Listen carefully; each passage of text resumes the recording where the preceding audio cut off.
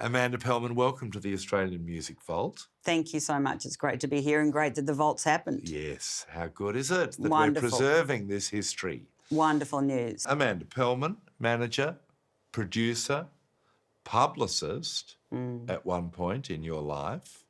But I want to take you right back and hear about your first concert. The first one was Joe Cocker and the Cock and Bull Band at the Sydney Mime Music Bowl. Right. I'm going to say 71. And, I was 10. Yes. I was very lucky. My dad was quite cool about music and loved music, so I got a lot of my tastes from him. Very similar time period was Frank Zappa at Festival Hall, and very other similarity was the Caulfield Racecourse Outdoor with Elton John. So that I think was 72, was it not? And that one was the one that made me go, gee, can people actually do this for work? Is this something you can make a living out of? Remarkable. So I was very lucky because my dad really introduced me to a lot of stuff early on. Of course. Did you end up wanting to be in the industry as a player? Did you ever have pretensions? No. Or a singer? I begged, probably around the age of 10 or 11, I begged my mother to let me have singing lessons because I thought that I could do it. I was the, hairbrush in the thing. And she took me to Evie Hayes, and Evie Hayes was a judge on Young Talent Time. Yes. But she did private singing lessons. And I can remember going in and doing an audition for Evie, and Evie saying to my mother privately, I don't want you to waste your money, Mrs. Pelman, because she can't sing. And I was devastated. I really was. That was the end of my career. And I think probably one of the defining moments was her saying that made me think, all right, well, you know what, then I'm going to go on to tell other people how to sing and I'm going to go to the other side of the business. Yes. So when I actually became a judge on television, on the It Takes Two program on the Seven Network for years, I remember thinking, oh, God, I wish Evie Hayes was still alive so I could tell her, look what happened. Look what happened, yeah. All right, let's jump back, though. You began as a publicist. Yeah. Whereabouts? I was, in my final year at RMIT, I took on a job with Polygram Records as a cadet kind of, helper, and I worked at Dire Straits. And at the end of my course, I begged Dire Straits management, Ed Bicknell, to let me come and work with them in London so that I could finish my thesis on what I laughingly called the comparison between the Australian and English record companies, which was my way of getting out of town. And so I worked with Dire Straits for a minute and then... So you did? You went to London? Yeah, went to London and cut paper clippings for them, for a minute and a half. And then I came back to Australia and started Amanda Pelman Publicity. Right. And Jenny Keith, God love her, at Mushroom Music. I met her somehow and they were looking for another publicist, and that's when I joined Mushroom, which was 84 or late 83. Right. And so what were the bands that you were working with, the artists that you were working with? When I started in publishing, it was all of the people who were on the Mushroom Music roster. And at that time, a lot of it was international because Gary Ashley was living in London and was assigned to go there to really start the publishing arm. And probably within about 6 months or something, I was moved into Mushroom Records and moved upstairs under Michelle Higgins. Yes. And God love her. I still see her in New York. She lives in New York now. And started doing, Split Enz was one of the first bands I remember seeing side of stage at the Palais. And around that time in the mid-80s at Mushroom, we started very actively signing a lot of new artists. So it was Models, X-Men, Kids in the Kitchen, and I was in really much more of the pop field. Michelle Higgins looked after Paul Kelly, Hunters and Collectors, The Angels, The White Label. So we kind of divvied it up. Yeah. Yeah. And is that because you were more interested Yeah. in that style, Yeah. do you think? Very Yeah. much so. Who did you enjoy working with the most? Well, I don't know. I mean, I never had favourites. Brian Mannix of the X-Men was a nightmare because he always missed planes and was always difficult. Kids in the Kitchen, I really thought should have been a major international act. And Neil Bradbury, their manager at the time, I thought was one of the most proactive managers in Australia. And they just fell through the cracks. You know, they just signed with, unfortunately, the wrong record label internationally, and it didn't happen for them, but I thought they were amazing. Amanda, back to Michelle Higgins. Famously, she locked herself in the Siebel Townhouse, the Siebel Hotel, and refused to come out until Michael Gudinski had signed Paul Kelly. Do you think someone would have signed him? Like, it was a great thing for Gudinski that he didn't lose him. Absolutely, and somebody else would have. EMI were hovering, other labels were hovering. But apart from that, I mean, it was less about the business and more about the passion. Michelle was absolutely convinced that Paul was a superstar, and he is. Look at where we are in, now, 2017. So what was Michael thinking? Well, Michael, it wasn't that Michael didn't want to do it. I think the point at the time was that it was a split focus. Michael infamously still is a 24/7 guy, and he was concentrating on the publishing arm, on the touring arm. Frontier had just developed into being Frontier. So there was a lot going on.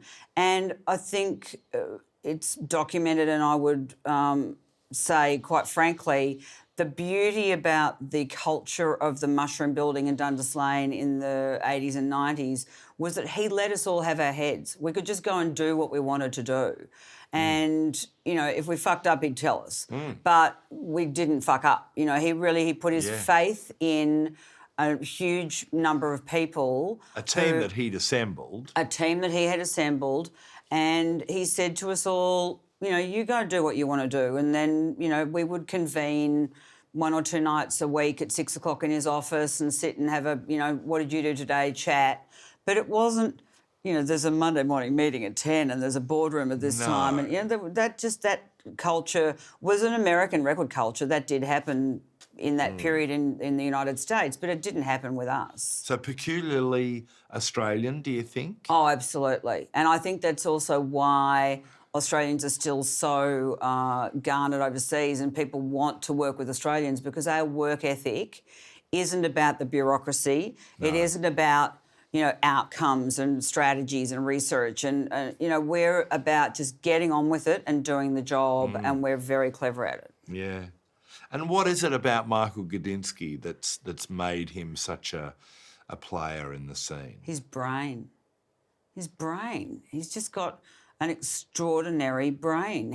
And I think Michael Gudinski is a leader. It wouldn't have mattered what industry he decided to end up in. He was always going to be a leader. We're just lucky as Australians that he ended up in the music business, because I think what he's done and his foresight for what he's done for so many sectors of the industry, it, continues to this day, and more power to him. He's aggressive. He is has no sense of concentration whatsoever. He can't sit down longer than 10 seconds, but he knows what's good and he knows what's bad. Yeah. I would struggle if you asked me what are his bad business decisions that he's made. I can only count one on my hand. And what's that one? Parting ways with Michael Chugg. Yes. I think had they stayed together, it would have been a very different force of music industry concert promoter in this country. And given the current state of play of, how the nest is getting smaller, if I had a wish, I'd love to see them together again one day. And why did they part? Oh, I think that's kind of documented in several books. It was just a unfortunate set of business circumstances. Yeah. Okay. Let's move to another key figure in the Australian recording industry. How did Kylie Minogue come into your life? Or maybe the other way around. How did Amanda Pelman come into Kylie Minogue's life? I saw recently, what has it been, the 30th anniversary, wasn't it, of Locomotion? Yes. I was in LA and got a phone call from a journalist who said, "Oh, hi, we want to do this story. It's 30 years since Locomotion." And after I got up off the ground, he was talking about other people's recollections of how the story happened and, Kai Dahlstrom and different things. My perfect vision in my head is the day that Gudinski came in and put the cassette on my desk. A cassette, for those of you who don't know, was this thing that had tape in it. And said, "Oh, there's this chick on telly who wants to sing, just tell me what you think." And that was a frequent occurrence. Michael would send, tapes downstairs to Michelle and I weekly. And I listened to the version of Locomotion that Kylie had done with Jason and Guy, and Craig McLachlan, I think, was on the first one. And first of all, thought the resurrection of that song was a great idea, and that, my PR instincts went, "Oh, she's on television, fabulous, free PR, darling, PR." So we had a meeting. Gary, Ashley and I invited Kylie and her darling father, Ron, to come in and have a meeting. And we, swayed them with kindness and love, and the deal was done. Brilliant. Yeah, it was great. Brilliant. It was great. And I loved her because she was shorter than me. So what was it about? I mean, apart from the PR, apart from the song being a great choice, as you say, to cover a classic from, the 60s. Yep, 62. Yeah. What about Kylie herself and her voice and her presence? Star. And, again, I, in latter years after I left Mushroom, became a casting director in theatre for a long time, and I managed artists and stuff. And people will say, "How do you know? How do you know?" I don't know. That's gut instinct. When you see someone, and for me, it wasn't just her passion. It wasn't just that she wanted to make a record and she was the hairbrush singer, and it wasn't just that. It was absolute star quality. Yeah. And I'm thrilled for where she's got to in her career. If there's one thing, if I'd have been the little fairy on her shoulder as opposed to Baz Luhrmann, I would say, please make a great film now. Please go back into acting because she's a consummate actress. She's so good. And I think that's the great shame is she wasn't able to marry those two careers. Let's talk for a little bit about your experience as a woman in the industry. Is it better now than it was? Is there still some parity that we need to find? How do you think the Australian music industry treats women who are involved? I'm honestly the wrong person to ask about this because I don't believe in the glass ceiling. No. I don't... I have never, ever felt compromised as a woman in the industry. Yep. I've never felt that I couldn't achieve what I wanted to achieve because I was a woman. I find a lot of that rhetoric a bit of a nonsense. Yeah.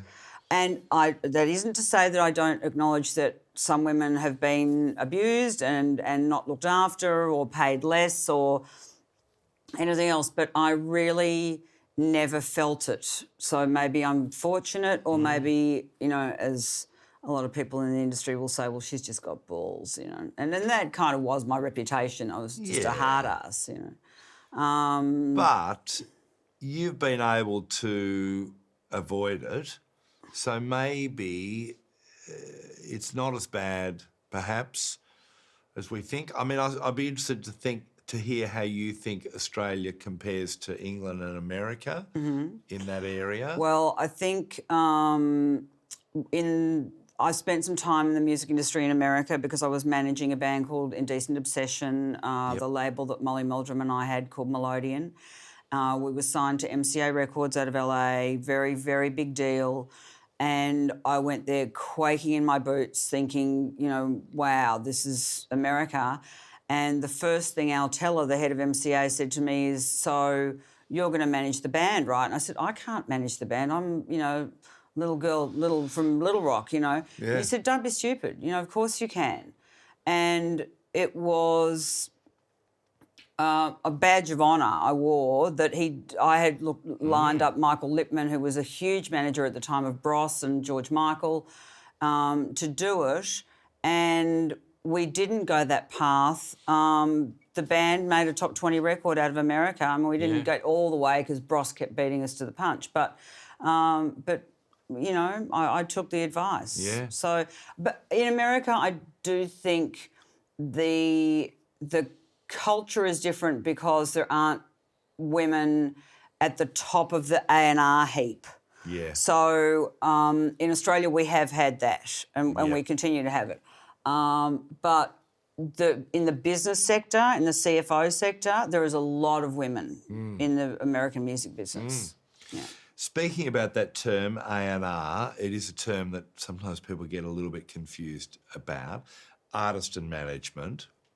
You've spent quite a bit of time doing that. Tell us your story, your A&R story. Well, A&R is artist and repertoire, and what it infers is that you find an artist and you sign them and then you help them choose their repertoire. So in the instance of Kylie, talking again about Locomotion, they had just ad hoc chosen to do that song as a demo, but it was a great example of her having a good idea of the type of nuance of song that she should do. Famously, later on after the first album, I said to her and to her manager, Terry Blamey, you know what we need to do? We need to do a record of standards because we're fighting all of this singing budgie and she can't really sing and, all this absolute nonsense because she can sing. And I wanted her to do Cole Porter songs. And they just laughed me out of the room. They went, what are you talking about? I said, well, this is an example of artist and repertoire. It wouldn't kill her if she did a couple of really wonderful standards. The people who were watching Neighbours aren't all 12. Anyway, it never happened. So maybe one day. Well, but look what happened later. Rod Stewart, Bob Dylan, the Great American Songbook. Thank you. And Lady Gaga with Tony Bennett and, and on and on. Some of those songs are timeless. So that's an example of A&R. Who else did you A&R for? Deborah Conway. So I convinced she was in a record deal with Virgin in London and it fell through, and I convinced her to come back to Australia and signed her to Mushroom in 91.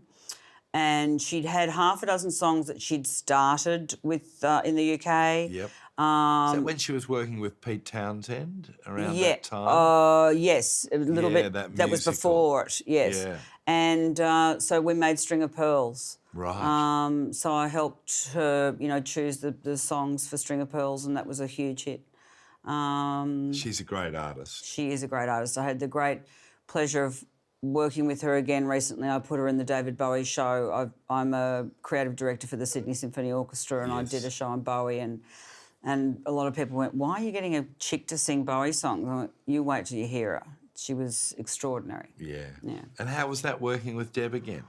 It was fabulous, we... Because she's a strong... She is, and she reminded me of some colossal fights we had when I was managing her. Really? But yeah. That you'd forgotten? I'd completely forgotten. It's like, I managed Mark Holden. I've had more fights with him than anybody I can imagine. But it was fantastic. We really had a great time together again, and I'm going to take her overseas to do the show. Okay. Yeah. All right. So who else did you A&R for? Indecent Obsession. So when Molly decided to start Melodian Records, we handpicked 3 artists, Peter Andre, Indecent Obsession, and Roxas, rock act in Juno Roxas in Melbourne. And then much to my chagrin, Molly decided that the backing singer for Indecent Obsession, Joanne Guilfoyle, was a superstar, and we were going to make her a superstar.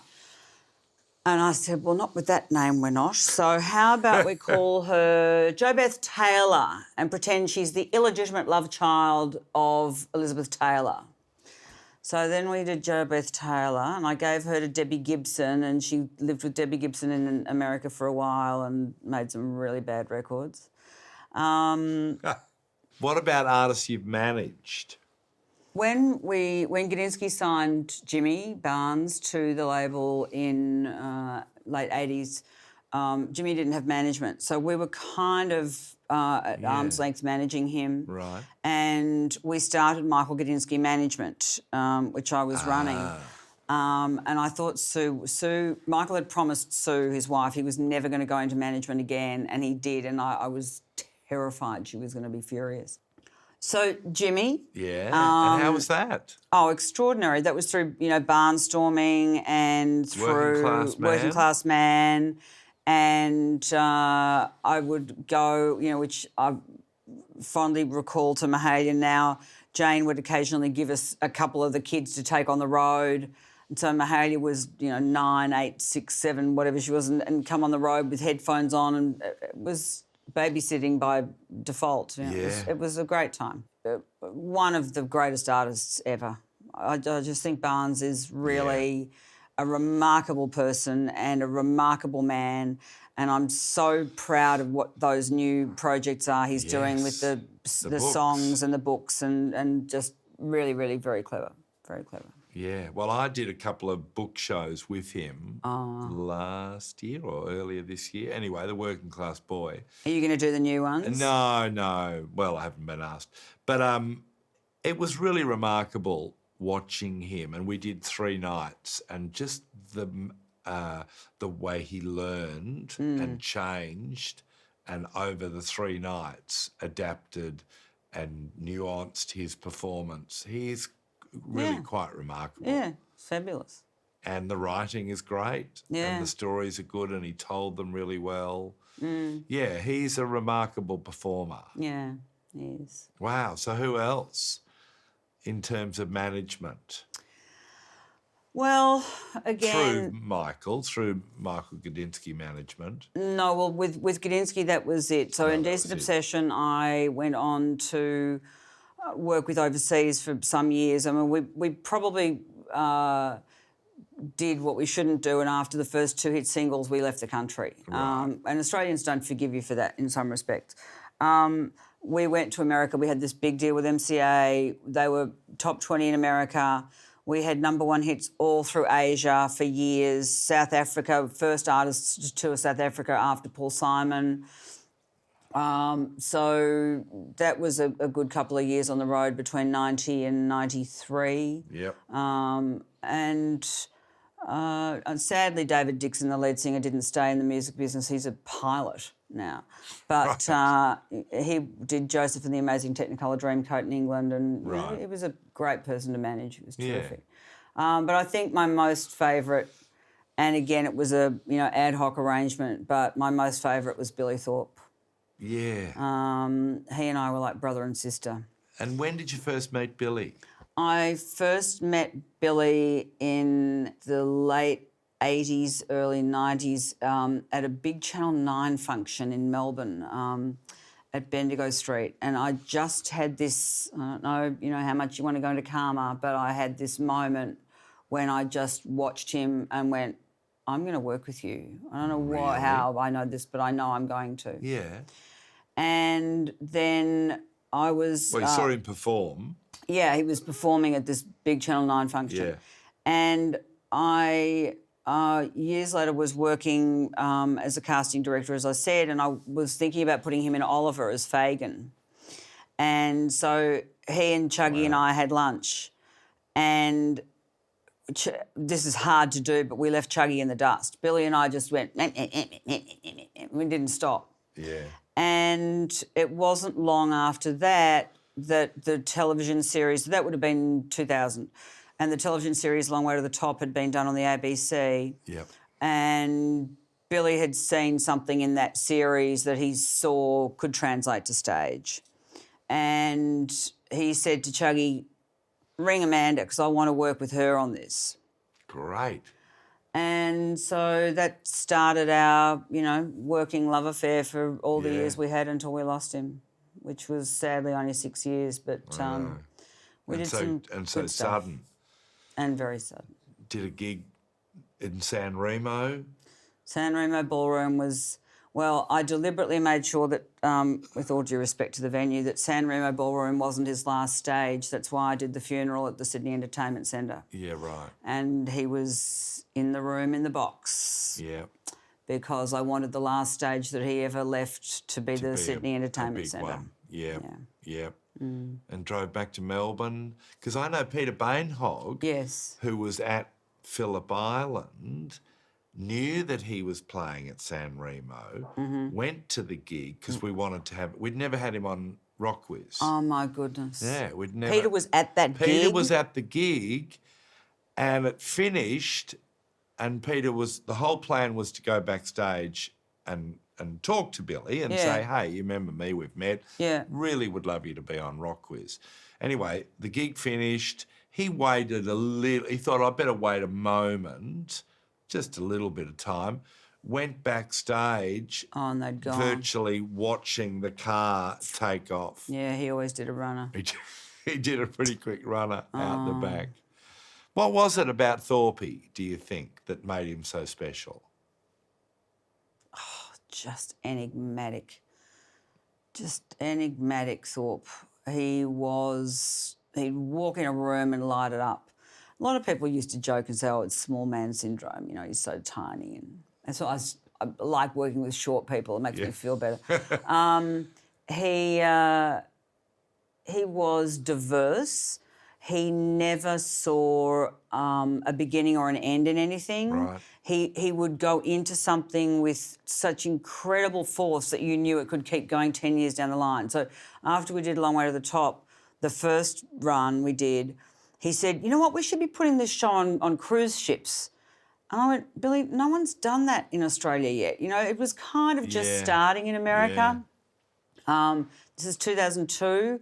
But, you know, OK, we'll go and do some meetings. And we went to P&O and we went to Thing and Thing. And they all looked at us like, what are you talking about? And now here we are and music on cruise ships is the biggest thing in the world. Everyone's doing them. So he had vision. He had absolutely incredible vision. And Long Way to the Top, Chugg will tell you, everyone will tell you, it was entirely his vision.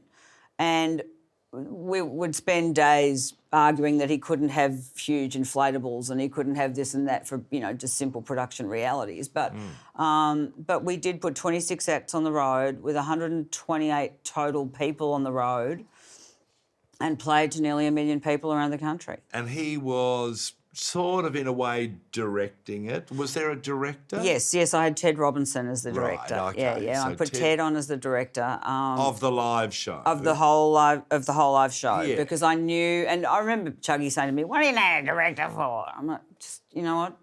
Yeah. We can't all be all things to all people. This is big and it's going to take us a long time to create. And Ted was fantastic. And Ted also had a way of handling Billy that was terrific. So I could get on with doing what I had to do and Ted would look after it. And Ted very graciously came and directed Billy's funeral for me at the Entertainment Centre too, which was terrific. Yeah.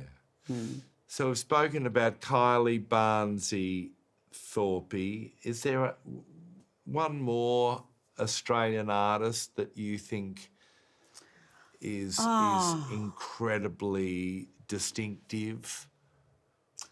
I remember in 1972, I used to go down to the local record store and every Saturday morning and, you know, with my $6 that it would cost to buy an album and see what I was going to choose that week, you know. And in 72, this album came out that was just a completely black and white cover with just this guy on the front leaning on a piano like this. And I'd never heard the name before and I looked at the image and went, God, he's good looking. I might give this record a listen to. I bought this eponymous album by this guy called Brian Cadd. And I just loved it. But I loved the songs that weren't the singles. Yeah. And I'm now married to him. And so there'll be times when he's going to do a show and I'll say, you know, can you just drop Show Me the Way tonight and do Fair Weather Friend because it's a much better song, you know. Which was on that album. Which was on that album. So I think if that's what you call, fantasy becoming real life, it actually did. Yeah. Well, he's a remarkable performer. He sure is. Amanda, just to finish, and I'm asking everyone this question, do you think there is something that is particularly distinctive about Australian music? Yeah, we produce some of the best of it in the world. But I think how that manifests itself is because, as Geoffrey Blaney, the historian, said, we suffer the tyranny of distance. We come from a little island at the bottom of the world. We're able to take a lot of influences from all different places and we create this hybrid out of it, and it creates this incredible tapestry. I think our influences have been broader in Australia than any other country. America, for example, is pretty myopic, isn't it? And so I find Australian music innovating today as it was in my era, and, long may it reign. Yes, beautiful. Amanda Pelman, thank you very much. Thank you, Mr. Nankervis.